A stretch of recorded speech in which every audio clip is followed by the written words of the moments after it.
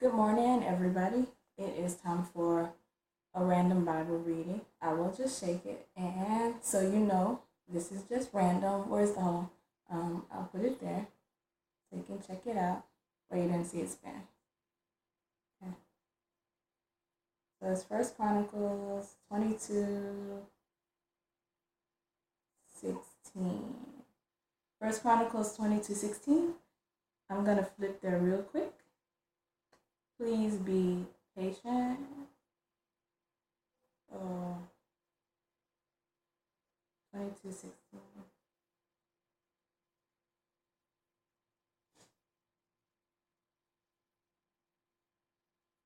Okay, so First Chronicles, I'll read 11 through 16.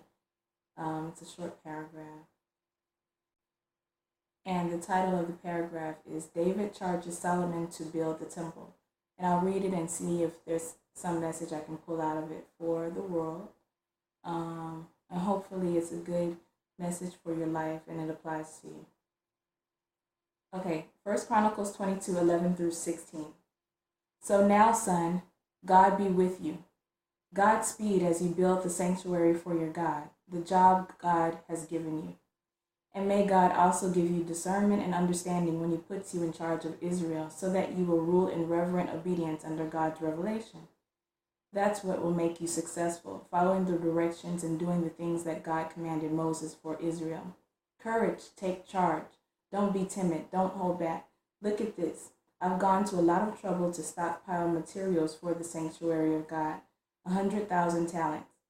3,775 tons of gold, 1,000,000 talents, 37,750 tons of silver, tons of bronze and iron, too much to weigh, and all this timber and stone.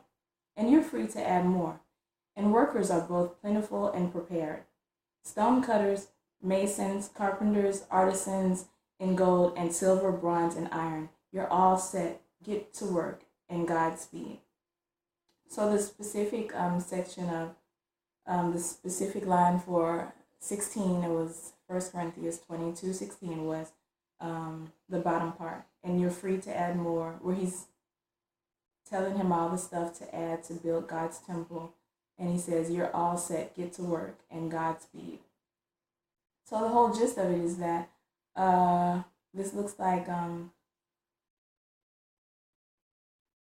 pretty much King David. Everyone pretty much knows the story of King David. He was a shepherd boy. He had lots of big brothers, about 11 of them, I guess. Maybe 7, I don't know. Whether it was 8 boys or 12 boys that Jesse had. But anyway, he was the son of Jesse, and he was the youngest of the sons. The older sons were big battleists, and they would go out to wars and whatnot. And David would be at home tending the sheep. And as he tended the sheep, he grew strength in the fighting sense, because he had to defend his sheep from bears and lions and all that wildlife stuff. So that's how he became a fighter in his own right. One day, everyone knows the big giant comes, and Goliath, he comes and threatens, it's a war between Israel and the Philistines. And to solve the war, they said, look, we don't all have to die today. Just bring out your best fighter to get against our best fighter, who's a giant, Goliath. And whoever wins that, then they win.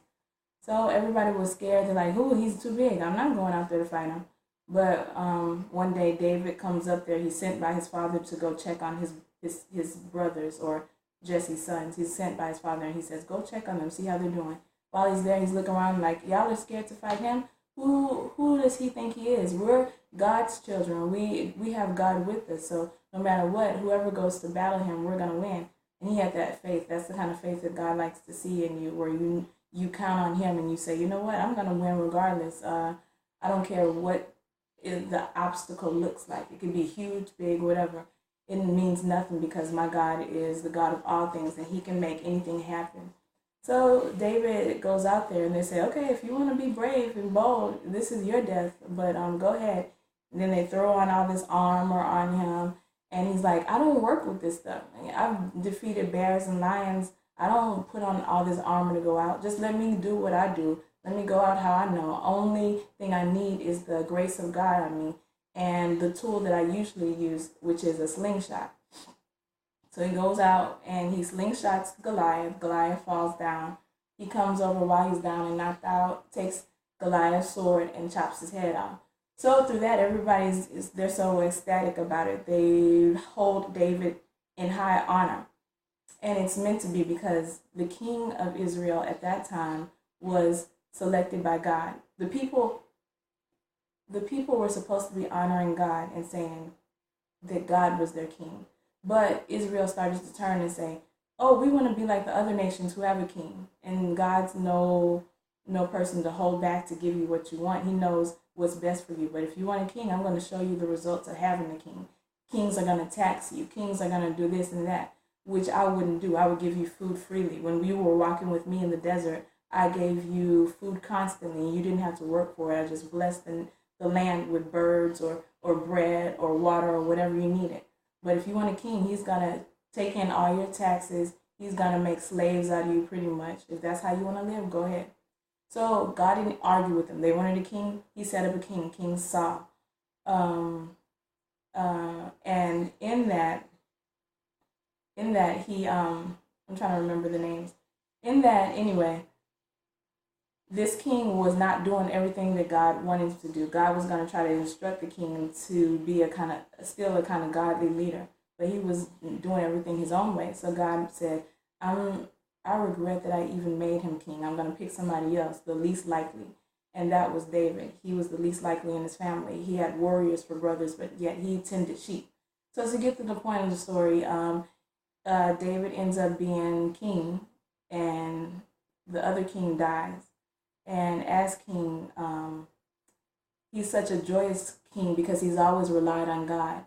He's always relied on God to defeat the bears and the lions. So he's grown up into a relationship with God. And in that, he still has the respect for him. He dances before him. He just praises him in all kinds of ways. And he always wants to do the best for him. And he wanted to rebuild God's temple because through the history of Israel, the temple had gotten taken and pretty much it needed to be repaired or whatever. And in the midst of that, David was so joyous about God, he wanted to build him a new temple. And he said, I'm going to build this. But God told him, wait, instead of you building it, it's going to be your son to build it. So that's what is happening right now. David's saying to Solomon, I wanted in the worst way to build a sanctuary to honor my God. But God prevented me, saying, you've killed too many people, fought too many wars. You are not the one to honor me by building a sanctuary. Pretty much in that, God was telling him, yes, I can see your heart, you want to honor me, but at the same time, you got all this blood on your hands. And I like to do things systematic and holy in a holy manner. So instead of you building my temple, I'm going to let your son Solomon build it. So that's what David was talking to his son. David knows that Solomon is going to be king. David himself is about to die. But David's talking to him, son, and saying, so now, son, go, God be with you in the things that you do. Now you have a job to rebuild his temple. And even though this is a subject about rebuilding the temple, there's still good points to pull out that can apply to each of our lives. Like anything in the Word of God usually can be applied to our lives in some way, shape, or form. So pretty much he's saying, the thing that we can take away from this for our own lives, of course, this just looks like a story about a dad talking to his son and saying, rebuild this temple for God, make it beautiful, put in everything of value on this earth, golds and whatever material, and you can add in anything else you want to make this good. But there's some quotes that David says to his son that we can apply to our own lives. And he says, courage, take charge, don't be timid, don't hold back. So he's trying to tell you, in whatever, this can apply to us, in whatever we put our minds to, whatever we decide to do in life, then as long as we take charge, have courage, don't be timid, and don't hold back. Timid is like shy or thinking, oh, I'm less than. No, nobody is telling you that you're less than but yourself. Because who you are ultimately comes from within. I mean, the whole world could come around and say, oh, you're timid and shy or whatever. I mean, Me, I like to have a humble presence when I'm dealing with anyone off the bat. Pretty much, I keep myself humble, although I can be wild and ecstatic. I like to be humble, and I don't like to put myself up more than I am. But that doesn't mean I'm timid and shy. I'm naturally quiet, but at the same time, I'm very boisterous. And I'm an introvert, and I'm an extrovert. So while I introvert, don't think that I'm just timid and shy just because you see me quiet. Sometimes a lot of people like to judge you off the bat and say, "Oh, I saw you in this moment, so that's who you are for the rest of your life." No, sometimes it takes some peeling on people, and that's a good way to be to people, to let someone who wants to really have time to see who you are instead of just off the bat saying, I spent 5 minutes with you. I know who you are. I'm on to the next one. No, get to know someone, because you might be, while you sit there and try to rub and just see the black on top of the coal. How do you say coal? Coal. You see black coal right there, and you say, "Oh, just black coal, dead. Doesn't look like much." But if you get to refining and get to scrubbing the outside of that coal, eventually you see a beautiful diamond inside. So sometimes that's a way to find out who wants to invest the right things in your life. Whether somebody just comes in there and they talk to you for 5 minutes and you're still in the same vicinity of them, but all they cared about was to know who they thought you were from the jump, and then they could form their opinion and go on and don't have to deal with you anymore because they already think that, oh, that person's just that way. No, people have different levels of themselves. Keep peeling, you'll see all kinds of levels. That's what makes people interesting. I mean, don't just judge someone off the top. So what we can take from this is that David's telling him, son, I don't care what thoughts you have inside of yourself, whether you think you're timid and shy. No one made you that way. At any time, you can stand up and be whatever you want to be in life. And he's saying that, so you're all set with me telling you this, with me telling you that you have to be courageous, that you have to take charge. Because, like I mentioned, David is about to die, and he's King David, so his son is going to turn from prince into king himself. So he's saying, look, you're about to lead a whole nation, and I know what it takes to lead a nation. You got to be courageous. You got to be able to take charge. You can't be shy. Don't hold back. So get to work at it, and God bless you in all that you do. So that's a good message for any of us. No matter what you think inside, he must have seen those traits about his son and said, you know what? I know you're a little shy boy. You don't like to, and you can tell that Solomon was shy because when it came time for him to be king, God personally came to him and said, you know what? You're king now. I walked with your father David and I blessed his life. I'm ready to bless your life too, just because you're his son, just because you're about to be a leader of my nation. So what do you want from me? And Solomon, in his timid, shy self, he says, God, I'm just a little boy. I don't know how to lead these people. Just, please, just help me with knowing how to lead these people.